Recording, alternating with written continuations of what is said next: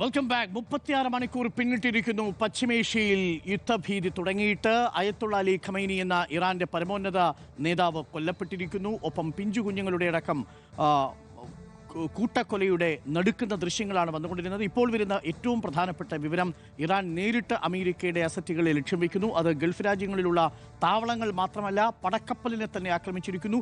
ശക്തമായ തിരിച്ചടി ഉണ്ടാകുമെന്ന് അമേരിക്കയുടെ ഭാഗത്തു നിന്നുള്ള പ്രതികരണം വരുന്നു.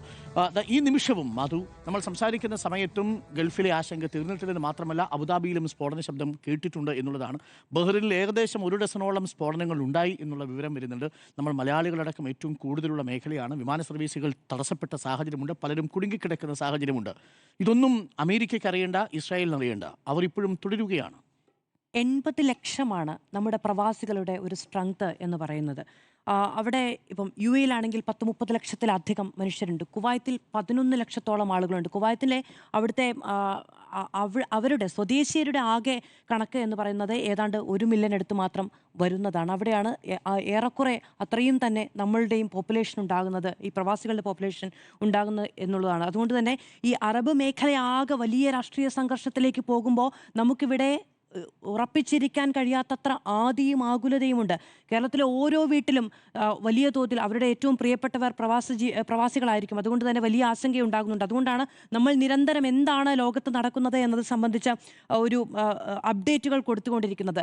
നോക്കൂ, ഏറ്റവും ആദ്യം വേണ്ട തിരിച്ചറിവ് എന്ന് പറയുന്നത് war is not an answer എന്നുള്ളതാണ്. അത് ലോകം തിരിച്ചറിയുന്നിടത്ത് മാത്രമേ ഇത്തരം കാഴ്ചകളിൽ നിന്ന് നമുക്ക് മുക്തി ഉണ്ടാവുകയുള്ളൂ എന്നാണ്. ഇപ്പോൾ സ്മൃതി മാഡം നേരത്തെ പറഞ്ഞതുപോലെ, ഡോക്ടർ അരുൺകുമാർ ചൂണ്ടിക്കാണിച്ചതുപോലെ, നമ്മൾ ബിനാബിലെ കുഞ്ഞുങ്ങളെ കണ്ടു. അവരുടെ ചോര പുരണ്ട ബാഗുകൾ കൂട്ടിവെച്ചിരിക്കുന്നത് കണ്ടു. 148 കുട്ടികളെയാണ് നഷ്ടപ്പെട്ടത്. ലോകക്രമത്തിൽ ഏതു കാലത്തും ചരിത്രത്തും യുദ്ധം ഉണ്ടായിട്ടുണ്ടെങ്കിൽ അതിന് ആദ്യത്തെ 2 ഉത്തരവാദികളേ ഉള്ളൂ. ഒന്ന് കുഞ്ഞുങ്ങൾ, ഒന്ന് സ്ത്രീകൾ. അതിനെതിരെ മാത്രമാണ് ആദ്യം യുദ്ധമുണ്ടായത്. ഇന്നലെ ഈ വാർത്ത കേൾക്കുന്ന സമയത്ത് ഞാൻ അതിനെക്കുറിച്ച് ആലോചിക്കുകയായിരുന്നു. നമുക്ക് ആയിലൻ കുർദിയെ ഓർമ്മയുണ്ടാകുമല്ലോ. ഒരു പതിറ്റാണ്ടിന് മുമ്പാണ് നമ്മൾ ഒരു ചുവന്ന ടീഷർട്ടും ഒരു നീല ഒരു ഷോർട്ട്സും ഇട്ടിട്ട് ഒരു സിറിയൻ അഭയാർത്ഥി കുഞ്ഞിനെ നമ്മൾ കണ്ടത്. മറക്കാൻ കഴിയുമോ നമുക്ക് ജീവിതത്തിൽ? അതുപോലെ മറക്കാൻ കഴിയാത്തൊരു ചിത്രമാണ് നമുക്ക് ഈ യുദ്ധവും നൽകിയത്. കൂട്ടിവെച്ചിരിക്കുന്ന സ്കൂൾ ബാഗുകളുടെ, ചോര പുരണ്ട സ്കൂൾ ബാഗുകളുടെ ദൃശ്യങ്ങൾ എന്ന് പറയുന്നത് ജീവിതകാലത്തോ അതിനുശേഷമോ ചരിത്രമോ മറക്കാത്ത ഒന്ന് തന്നെയാണ് എന്നത് യാതൊരു സംശയവുമില്ല. നമ്മുടെ പോപ്പ് ലിയോ പറഞ്ഞതുപോലെ, ആയുധം കൊണ്ടുണ്ടാക്കാൻ കഴിയുന്ന സമാധാനം ലോകത്തുണ്ടായിട്ടില്ല, ഇനിയൊട്ടുണ്ടാകാൻ പോവുകയുമില്ല. കണ്ണിനു കണ്ണ് എന്ന ഒരു സമവാക്യം പ്രാവർത്തികമാക്കുകയാണെങ്കിൽ ലോകത്ത് അന്ധന്മാർ മാത്രമേ അവശേഷിക്കുകയുള്ളൂ എന്നതാണ് ഏറ്റവും പ്രധാനപ്പെട്ട കാര്യമെന്ന് പറയുന്നത്. അപ്പോൾ ഈ തരത്തിലാണ് യുദ്ധങ്ങൾ ഉണ്ടാകുന്നത്. യുദ്ധങ്ങൾ നമുക്ക് നൽകുന്ന ചിത്രം എന്ന് പറയുന്നത് സാമ്പത്തികമായി നമ്മളെ ബാധിക്കുന്നു, നമ്മളെ സാംസ്കാരികമായി ബാധിക്കുന്നു. ഇപ്പോൾ ഹോർമുസ് കടലിടുക്കിനെ കുറിച്ച് പറഞ്ഞു. 150 വെസൽസ് ആണ് അവിടെ ഊഴം കാത്തിരിക്കുന്നത്. ലോകത്തിന്റെ സാമ്പത്തിക ക്രമത്തെ അപ്പാടെ മാറ്റാൻ കഴിയുന്ന ഒന്നാണ്. ഒരു ദിവസം അതിൽ ചരക്കു നീക്കം ഉണ്ടായില്ല എങ്കിൽ ബാരലിന് $100 വർദ്ധിക്കുന്ന തരത്തിലുള്ള സാഹചര്യം. ഞാനൊന്ന് കാണിക്കാം എങ്ങനെയാണ് ഈ നിലവിൽ ഹോർമുസ് സ്ട്രെയിറ്റ് എങ്ങനെയാണ് ഒരു തന്ത്രപ്രധാനമായിട്ടുള്ള മേഖലയായി മാറുന്നത്. ഇപ്പോൾ നിലവിൽ ഹോർമുസ് സ്ട്രെയിറ്റ് അടയ്ക്കില്ല എന്നാണ് ഇറാൻ പറഞ്ഞിരിക്കുന്നത്. അരാക്ചിയുടെ ഒരു പ്രസ്താവന വന്നു കഴിഞ്ഞു. പക്ഷേ ഏത് നിമിഷം വേണമെങ്കിലും ഈ ഹോർമുസ് കടലെടുക്ക്, എവിടെയാണ് ഹോർമുസ് കടലെടുക്ക് എന്നുള്ളത് ഒരിക്കൽ കൂടി ഞാനൊന്ന് പ്രേക്ഷകരോട് പറയാം. പ്രേക്ഷകർക്ക് അറിയാവുന്നതുപോലെ ഒമാന്റെയും ഒപ്പം തന്നെ ഇറാന്റെയും ഇടയ്ക്ക് പേർഷ്യൻ ഗൾഫും അതേപോലെ ഒമാൻ ഗൾഫും തമ്മിൽ പേർഷ്യൻ ഗൾഫും ഒമാൻ ഗൾഫും തമ്മിൽ പരസ്പരം ബന്ധിപ്പിക്കുന്നതാണ് ഈ ഹോർമുസ് സ്ട്രെയിറ്റ് എന്ന് പറയുന്നത്. ഹോർമുസ് സ്ട്രെയിറ്റിൻ്റെ ഒരു പ്രത്യേകത, ഒരു 120 കിലോമീറ്ററോളം ദൈർഘ്യമുണ്ട് ഈ ഹോർമുസ് സ്ട്രെയിറ്റിന്. ഇറാനും തൊട്ടുതാഴെ UAE ഉണ്ട്, അതേപോലെ മറുഭാഗത്ത് ഒമാനുമുണ്ട്. ഈ പേർഷ്യൻ ഗൾഫിനെയും ഒമാൻ ഗൾഫിനെയും തമ്മിൽ ബന്ധിപ്പിക്കുന്ന ഈ ഹോർമുസ് സ്ട്രെയിറ്റിലൂടെയാണ് ലോക എണ്ണ വ്യാപാരത്തിൻ്റെ 20% നടക്കുന്നത് എന്നുള്ളതാണ്. ഏകദേശം 20 മില്യൺ ബാരലാണ് ഈ ക്രൂഡ് ഓയിലാണ് ഈ ഭാഗത്തുകൂടി കടന്നു പോകുന്നത്. എന്ന് പറഞ്ഞാൽ ഇവിടേക്ക് വരുന്ന സമയത്ത്, അതായത് ഈ ഹോർമുസ് സ്ട്രെയിറ്റിലെ ഏറ്റവും ചെറിയ ഭാഗമാണ് ഈ കടലിടുക്ക് എന്ന് പറയുന്നത്.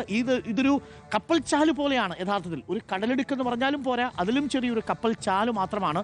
പൊതുവേ ഈ ഹോർമുസ് കടലിടുക്കിൻ്റെ നീളം 160 കിലോമീറ്റർ, വീതി 33 മുതൽ 39 കിലോമീറ്റർ വരെ ഉണ്ടെങ്കിലും ഈ ഭാഗത്തേക്ക് എത്തുമ്പോൾ, അതായത് ഒമാൻ്റെയും ഇറാൻ്റെയും ഇടയിലുള്ള ഒമാൻ ഗൾഫിലേക്ക് കടക്കുന്ന ഭാഗത്തേക്ക് വരുന്ന ഈ ഹോർമുസ് സ്ട്രെയിറ്റിൽ 3.2 കിലോമീറ്റർ മാത്രമേ വീതിയുള്ളൂ. ഈ ഭാഗം പൂർണ്ണമായിട്ടും നിയന്ത്രിച്ച് നിർത്തുന്നത് ഇറാനാണ് എന്നത് പ്രേക്ഷകർക്ക് കാണാം.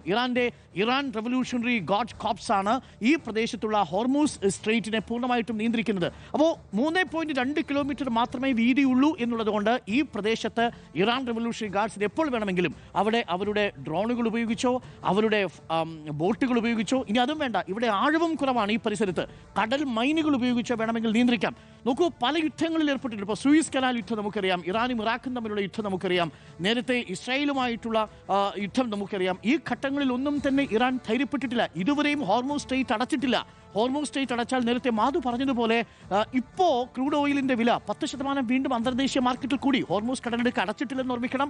180ഓളം കപ്പലുകൾ കിടക്കുകയാണ് ചെയ്യുന്നത്. ഇവിടെ എന്താ പ്രശ്നമെന്ന് ചോദിച്ചാൽ, ഈ ഹോർമൂസ് സ്ട്രെയിറ്റ് അടയ്ക്കുകയാണെങ്കിൽ എവിടെ നിന്നൊക്കെയുള്ള എണ്ണ വിതരണമാണ് തടസ്സപ്പെടാൻ പോകുന്നത്? ഇത് പേർഷ്യൻ ഗൾഫിൽ നിന്ന് വരുന്ന എണ്ണ വിതരണം തടസ്സപ്പെടും പൂർണ്ണമായിട്ടും. അതായത് സൗദിയിൽ നിന്ന് വരുന്ന എണ്ണ, ഇറാനിൽ നിന്ന് വരുന്ന എണ്ണ, ഖത്തറിൽ നിന്ന് വരുന്ന എണ്ണ, അതേപോലെ LNG ലിക്വിഡ് നാച്ചുറൽ ഗ്യാസ് എന്ന് പറയുന്നത്, ഇതെല്ലാം നഷ്ടപ്പെടുമ്പോൾ ഉള്ള പ്രശ്നം, ഇതിന്റെ ഏറിയ പങ്കും പോകുന്നത് ഏഷ്യൻ മാർക്കറ്റിലേക്കാണ്. അതായത് ഊർജ്ജത്തിന്റെ അച്ചുകൊണ്ട് തകർന്നു. എക്സാക്ട്ലി, ആ വ്യാപാരം പൂർണ്ണമായിട്ടും തകരുന്ന സാഹചര്യം ഉണ്ടാവും. ഇവിടെ നിന്ന് ഒരൊറ്റ കപ്പൽ പോലും ഒമാൻ ഗൾഫിലേക്ക് വന്ന് അറബിക്കടലിലേക്ക് പോകാത്ത സാഹചര്യം ഉണ്ടാവും. നോക്കൂ, ലോക എണ്ണ വ്യാപാരത്തിന്റെ 20% ഈ പറയുന്ന പേർഷ്യൻ ഗൾഫിലൂടെയും ഒമാൻ ഗൾഫിലൂടെയും അതിനിടയ്ക്കുള്ള ഈ ഹോർമൂസ് കടലിടുക്കിലൂടെയുമാണ് നടക്കുന്നത് എന്നുള്ളതാണ്. മാധു പറഞ്ഞത് വളരെ കറക്റ്റാണ്. എത്രമാത്രമാണ് എണ്ണ കൂടുക? ഇപ്പോൾ ബെന്റ് ക്രൂഡ് ഓയിലിന് നിലവിൽ $55 to $65 ആണെങ്കിൽ അതൊരു $120-150 മാറിയേക്കാം. അത് ഇന്ത്യയിൽ ഉണ്ടാക്കുന്ന ഇമ്പാക്ട് 90% പുറത്താണ് വാങ്ങുന്നത്. 90%. ആ 90%-ൽ 45% വരുന്നത് ഈ ഹോർമൂസ് സ്ട്രെയിറ്റിൽ നിന്നാണ് എന്നുള്ളതാണ് നമുക്ക് കിട്ടിയിരിക്കുന്ന വിവരം. ഈ സാമ്പത്തികത്തിനപ്പുറത്ത് അതിന്റെ രാഷ്ട്രീയം നോക്കുകയാണെങ്കിൽ 1950-കൾ മുതൽ ഇങ്ങോട്ട് ഇറാന്റെ ആഭ്യന്തര രാഷ്ട്രീയം ഈ ലോക പോലീസ് കളിക്കുന്ന അമേരിക്കയുടെ തോക്കിൻകുഴലിലാണ് എന്നുള്ളതാണ്. അവരവിടെ അതിനു മുൻപും അട്ടിമറികൾ നടത്തിയിട്ടുണ്ട്. പിന്നീട് അതിനുശേഷവും എവിടെയാണ് ഇടപെടാത്തത് എന്നുള്ളതാണ് ഏറ്റവും വലിയ പ്രശ്നം. അതായത് ഇപ്പം ലോക യുദ്ധങ്ങൾക്ക് ശേഷം ഏറ്റവും കൂടുതൽ യുദ്ധങ്ങൾ നടത്തിയിട്ടുള്ളത് മറ്റുള്ളവരുടെ ഈ പറയുന്ന പരമാധികാര പ്രവിശ്യയിൽ കയറി ലോകത്ത് യുദ്ധം നടത്തിയിട്ടുള്ള ആളുകളാണ് യുദ്ധത്തിനെതിരെ സമാധാന നോബലടക്കം വേണം എന്നാവശ്യപ്പെട്ട് നിൽക്കുന്നത് എന്നുള്ളതാണ്. അവർ അവകാശപ്പെടുന്നത് അവരാണ് സമാധാനത്തിന്റെ മാടപ്രാവുകൾ എന്നാണ്. പക്ഷേ നമുക്ക് വിയറ്റ്നാം യുദ്ധം ഓർമ്മയുണ്ട്, നമുക്ക് അഫ്ഗാനിസ്ഥാനിൽ നിന്ന് ഏറ്റവും അതായത് ഇറാഖിൽ, ഇവിടെയെല്ലാം അവർ നടത്തിയ യുദ്ധക്കുറ്റങ്ങൾ എത്രത്തോളമാണ് എന്ന് നമുക്ക് അറിയാം. മാനവികത, ആ എണ്ണം നോക്കിയാൽ തന്നെ മാനവികതയുടെ ശത്രുസ്ഥാനത്ത് ഇതാ എന്ന് പറഞ്ഞ് നിർത്താൻ കഴിയുന്ന ഒരു രാജ്യം അമേരിക്ക എന്നത് മനസ്സിലാക്കേണ്ടതുണ്ട്. അപ്പോൾ ഈ അവരുടെ വിദേശ നയങ്ങൾ പോലും യുദ്ധങ്ങളുമായി ബന്ധപ്പെട്ടാണ്. കോൾഡ് വാർ ടൈം, ആ സമയം അത് അവരുടെ ഒരു ഫോറിൻ പോളിസിയായി തന്നെ അത് രൂപപ്പെടുന്ന സാഹചര്യം ഉണ്ടായി. ഇനി അതും പോകട്ടെ, ഈ വാർ ഓൺ ടെറർ എന്ന് പറഞ്ഞവർ ഒരു 10 കാലം ഈ ടെറർ ഉണ്ടാക്കിയതാരാണ്?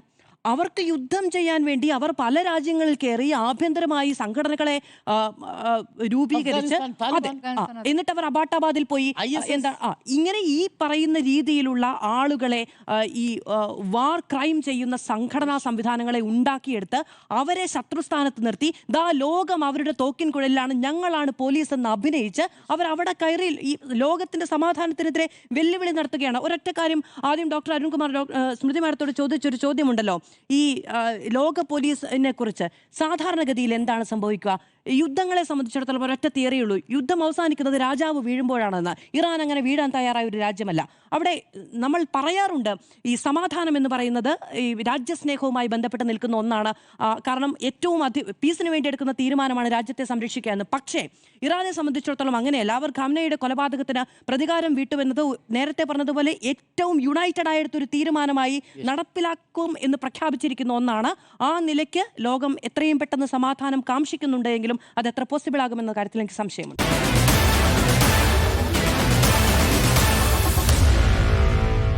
Meet the editors.